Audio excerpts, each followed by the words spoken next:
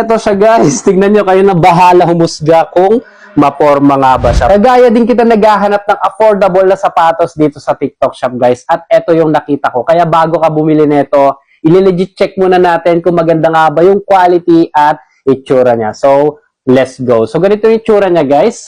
So, una kong napansin talaga sa kanya guys, pagkahawak ko pa lang sa kanya is super lambot din talaga nung kanyang midsole. At yung material guys para sa akin is pasado po ito. At kung gusto mo ng medyo tumangkad-tangkad ka ng kaunti, ito yung perfect na sapatos para sa'yo guys. Kasi tignan nyo naman, napakataas ng kanyang heel height. At pagdating naman dito sa kanyang outsole guys, grabe.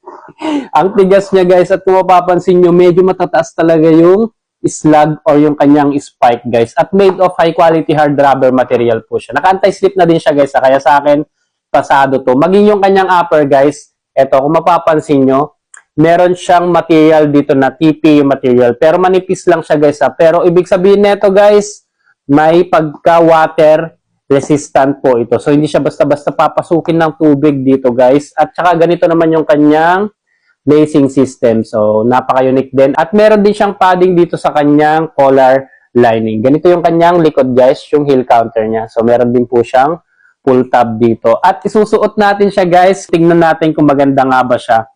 So, eto siya, guys. Tingnan nyo, kayo na bahala humusga kung maporma nga ba siya. Pero para sa akin, guys, bukod sa napaka-comfortable niya, napakalambot niya, guys, maporma din talaga siya. So, may pagka-chunky shoes siya, guys, kung titignan nyo. Ayan, no?